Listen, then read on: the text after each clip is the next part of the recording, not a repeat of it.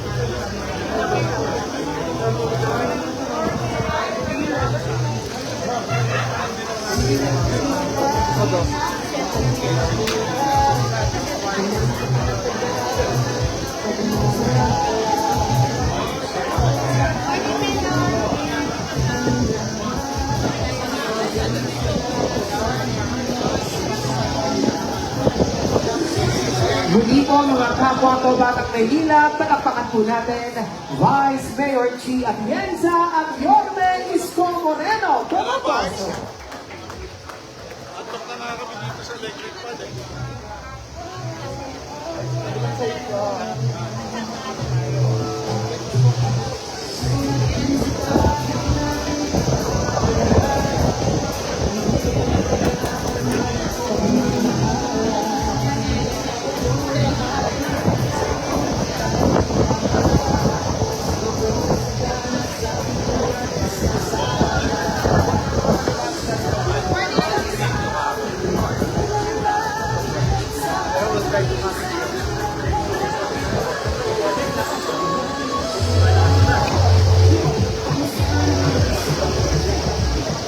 Muli, isang magandang umaga po sa lahat po ng ating po mga kawali ng lungsod ng Maynila at ang lahat po ng dito upang saksihan ang ating groundbreaking ceremony of Pedro Hill Hemodialysis Center. Panilig naman po ng isang malakas na palakpakan dyan.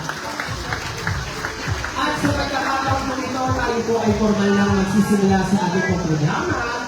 Kaya po tayo ay nagsisimula sa pamamagitan po ng pag-awit ng pambansang awit ng Pilipinas, kasunod ang ating panalangin at din ng awit ng Maynila.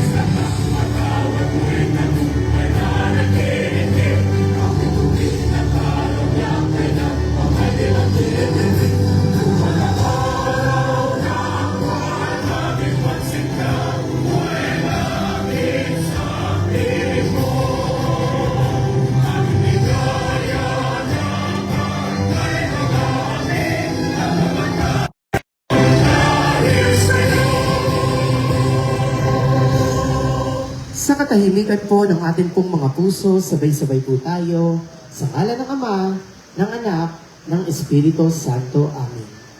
Panginoon, maraming salamat po sa araw na ito at kami po ay muli ninyong pinagtipon at pinagsama-sama para sa isang mahalagang okasyon na ito.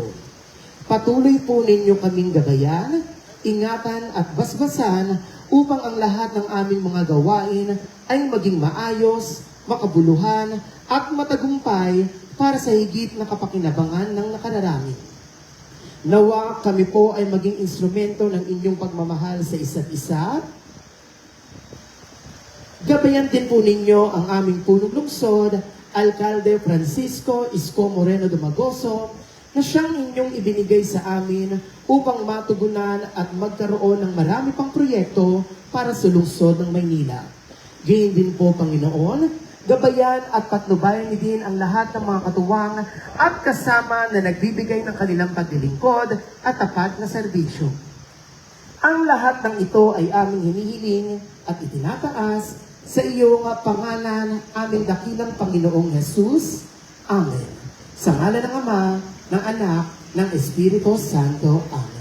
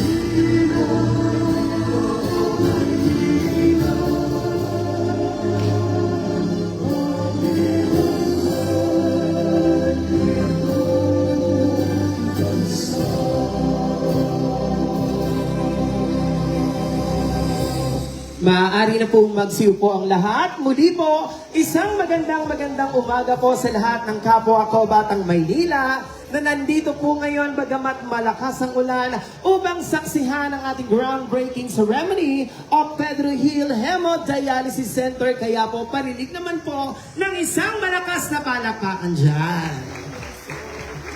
Ang City of Manila Hemodialysis Center ay isang proyektong bunga ng pagtutulungan sa pagitan ng pamahalaang lungsod ng Maynila at ng Premier 101. Pangunahing layunin ng proyekto na magtayo ng isang dialysis center na nakabase sa komunidad upang mailapit ito sa mga tahanan ng ating mga pasyenteng sumasailalim sa dialysis at magbigay ng mas madali at maginhawang access sa dekalidad na serbisyong pangkalusugan. Ito ay isang pasilidad na nagpapatupad ng patakarang no balance billing o libreng dialysis para sa lahat. Pangunahin itong paglilingkuran ang mga pasyenteng kapuspalad o ang ating mga indigent patients na naninirahan sa lungsod ng Maynila. At sa pagkakataon pong ito, upang ibigay ang kaniyang pagbati at upang ipakilala ang ating punong lungsod, palakpakan po natin ang ating minamahal na pangalawang punong lungsod, Vice Mayor Angela Ley Atienza. Magandang maulan na umaga sa inyo. Kamusta po kayo dito? Ako kinikilig sa totoo lang kasi Dito ako lumaki eh. Ito ang barangay kung saan ako nabuhay. And alam ko ngayong araw na to, malaking bagay ito sa buhay ng mga batang bukid.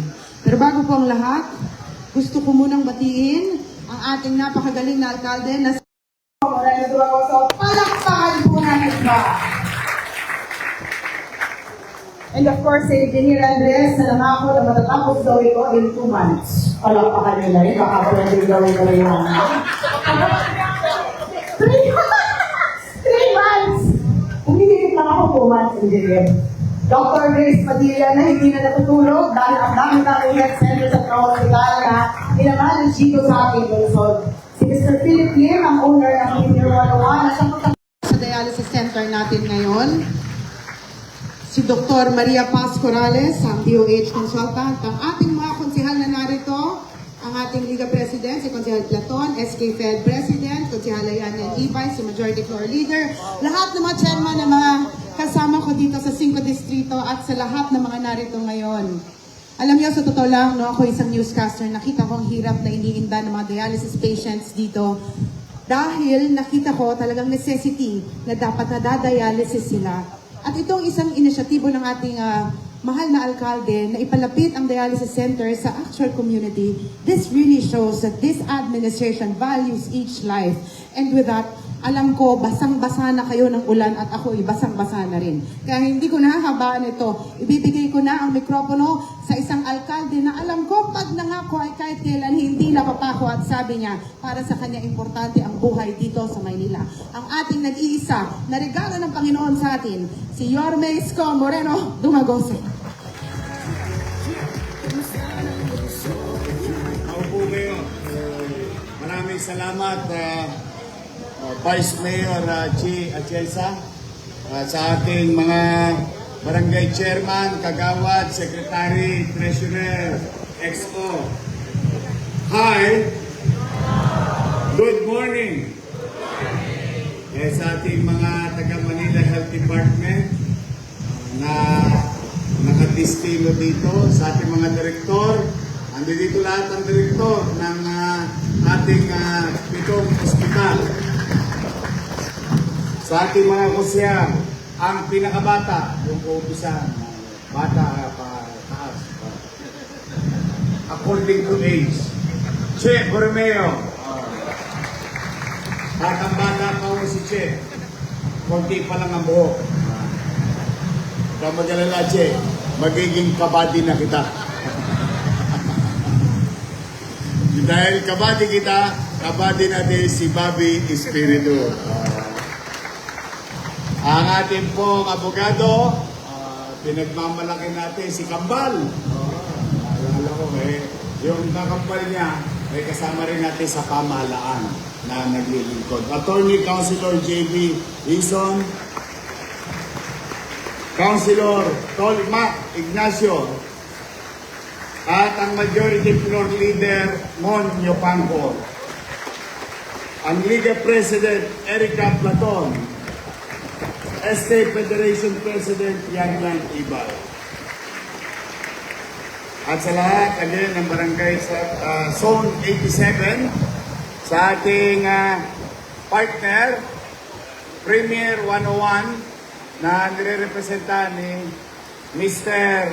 Lim, Philip Lim, 10 ng kanyang mga staff. Muli po, andito si Direktora Grace Padilla at si Engineer Andres. Nagsasama-sama tayo sa isang maulan at sana walang bahang Maynila. Kaya niyo pa? Hangin lang yan. Okay, mag-alala, pag napulmon kayo, may health center to. But we must continue. Kahit na anong pagsubok, ay nandito rin pala ang ating direktora, si Laris Borromeo. Ayun, no? Tandaan ninyo, sa buhay, maraming pagsubok. Emosyonal, personal, ekonomikal. Ngayon, pati panahon, pagsubok na rin. Dahil lagi tayong sinusubok ng panahon kung may pasok o wala. Kasi subok muna, testing. Halos sa hindi ako mapakali pagka alas 7, alas 8 na ng gabi dahil nag-aabang na ang mga atabs. Pero, nung nakaraang linggo, especially nung Tuesday, baligtad na. Sumuko na ang mga nanay. Kasi dati, Yorme, baka naman, malakas ang ulan, malaman namin ng mas maaga. Ay pinipilit ko naman laging agahan based on data and science. In fact, nung Lunes, gusto ko na magpapasok. Pero sinabihan ako wag ng ating mga scientifico at data. That's why I followed it. But Tuesday, nakikiusap ko ng mga magulang, Yorme, magang-maga na bunganga ko. Papasukin mo na yung anak ko. Ang kulit-kulit, hindi na ako makapaglinis ng bahay. Natatawa naman ako. But, it's a very challenging situation now. Gusto ko lang bigyan ng konting diin or kunin ang pagkakataon ito sapagkat isang buong zona itong kausap natin. And addressing this also to the remaining 99 zones because Manila is about 100 zones and 896 barangays. Your mayor, on behalf of the people of Manila, to our barangay officials, thank you very much for heeding and implementing Executive Order number 3 that I have signed last July to clean up our streets, parketa, o maglinis tuwing Sabado. Kung mapapansin ninyo, boring. Tuwing Sabado na lang, linis, kalkal, sipsip, sako, tapon. But as you know, for the past so many rainy season, nagdulot ito kahit papaano ng ginhawa sa lungsod ng Maynila.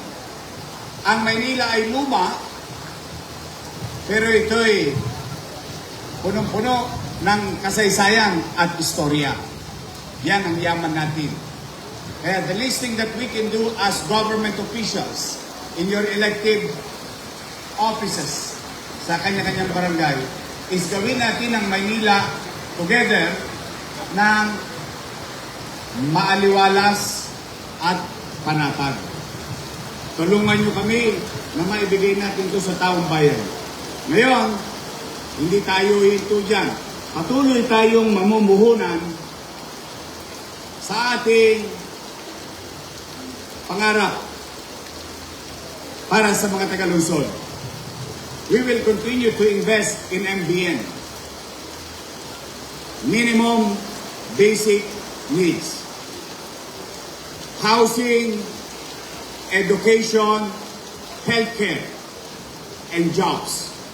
Itong 4 pillars of the visions of your city administration ay lagi nating tutunguhan. Kahit na salat tayo, buti pa sa Madyong, maganda ang salat. Sa Maynila, naku, Diyos ko, talagang ang tubig nandito na dahil halos talagang malulunod tayo sa ating mga obligasyon. But then again, as I have been saying many times, God will provide. Do your best and God will take care of the rest. So, this MBN, Dreams and Aspirations, hindi ko po kayo mapapayaman, pero sa programa na yan, kapag yan napagtagumpayan natin, tiyak po, hindi by science alone, but by experience, I for one of many, tataas ang kalidad ng pamumuhay ng tao. Kapag ang pamilya may mauuyang sariling masasabi niya, at ang tatay at nanay may trabaho, kapag ang anak may maayos na paaralan, at pag nagkasakit ang pamilya may maayos na hospital, health center, and today, we, the private sector, and your city government, entered into an agreement to bring it closer to the community Ito, literal, na dialysis center, isang kembot mo lang. While it is true that we have a facility in Santa Ana, in Hospital of Maynila, and soon, again, we'll revive the facility in Gat Andres Bonifacio. But we thought of going further, bringing it closer, more facility, more healthcare services. Kaya, taos puso ang ating pasalamat sa private sector. Maraming salamat kay City Administrator Wardy Quintos,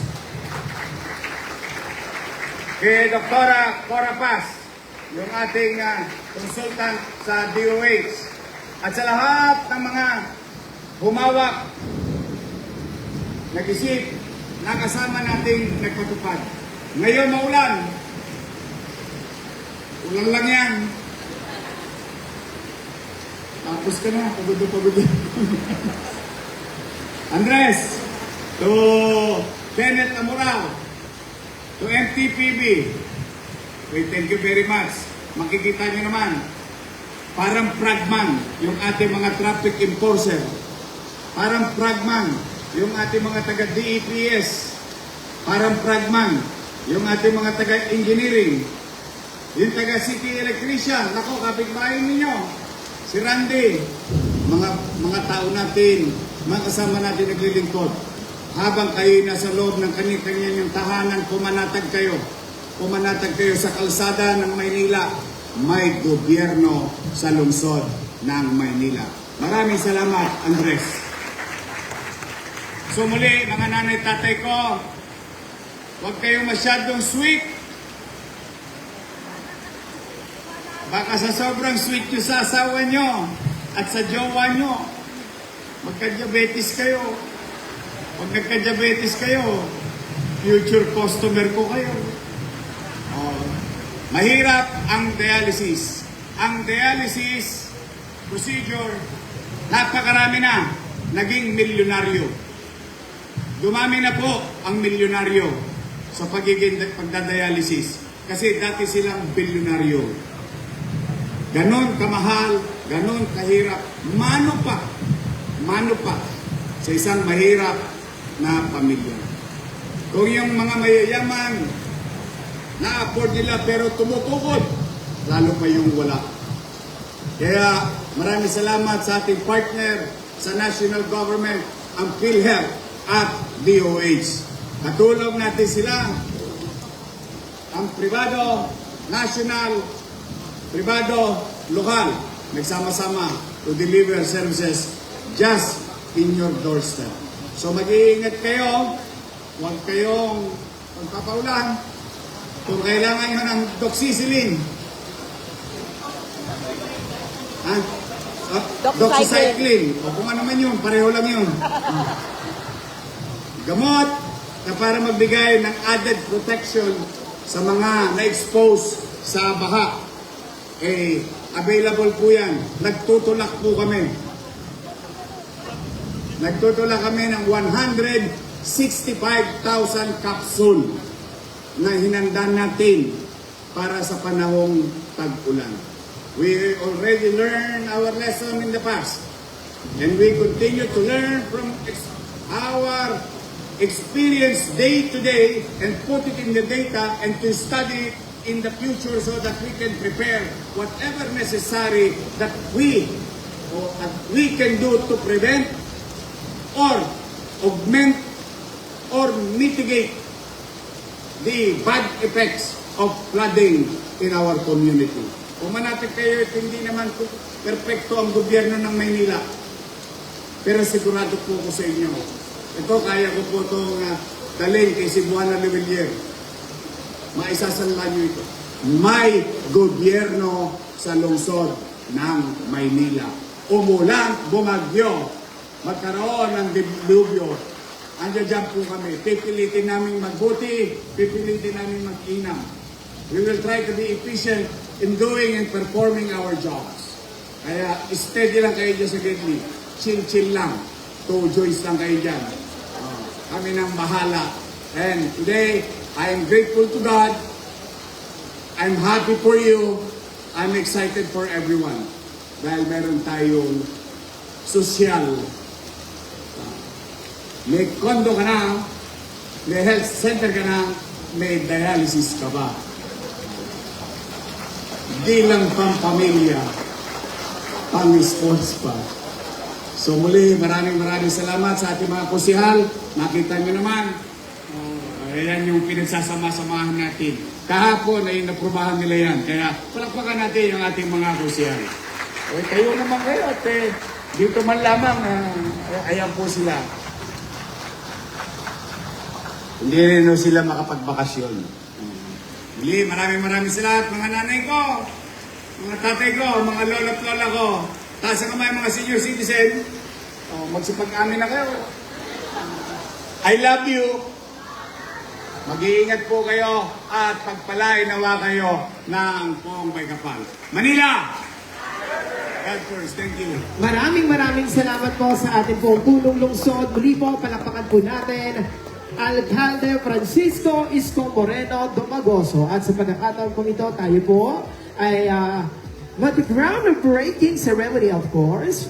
At upang saksihan din po, inaanyan din po natin ang ating po Premier 101, Mr. Lim. Ganyan din po ang ating pong City Engineer, Armando Andres, and of course our officer in charge ng Manila Health Department, Dr. Grace Padilla.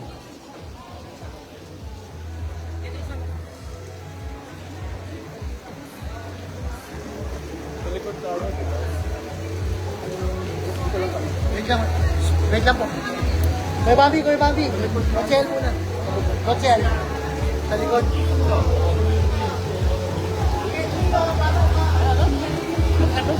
Mga kotse yan sa likod.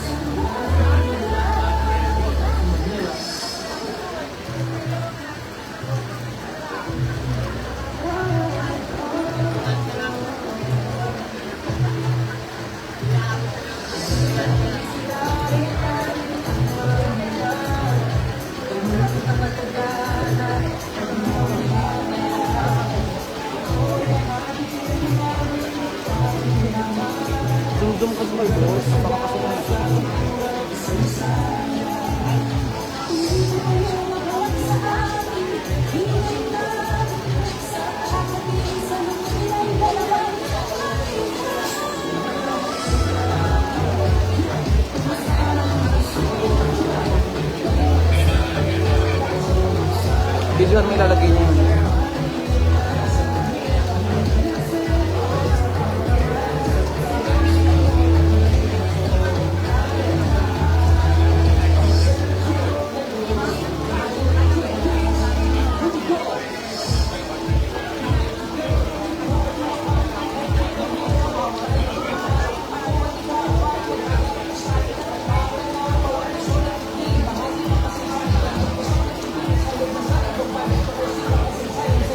At ngayon po, inaanyahan po natin ang ating pong punong lungsod para po sa ating groundbreaking ceremony.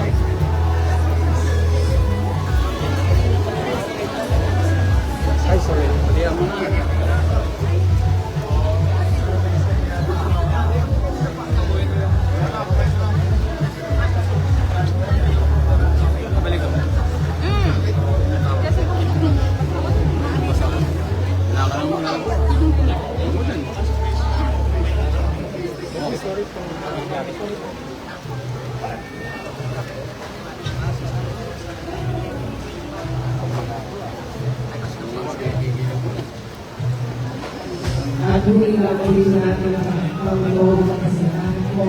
At lahat po namin po mga barangay officials, yung po ngayon, sa siyang groundbreaking ceremony. Thank you ang ating po mga pinamahalaga po. Namin po ang iba't ibang hospital ng aming resort. At sa lahat po ang aming po at ang gagawin ng tulong ng aming resort ng Manila. Maraming salamat.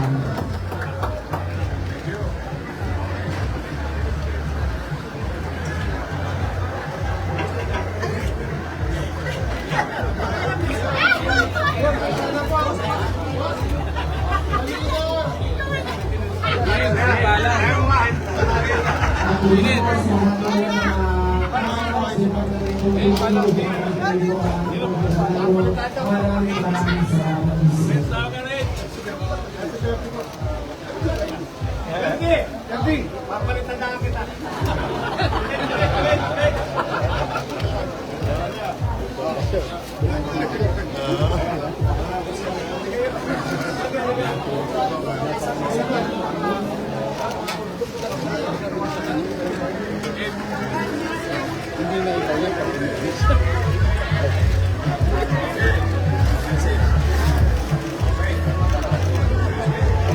Ayun. Bye.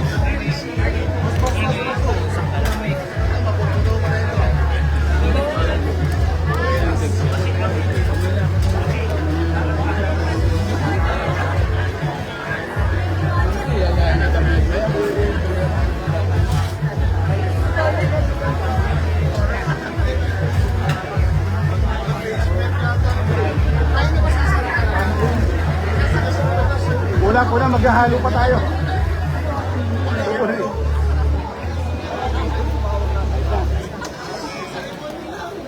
Lote. Lote.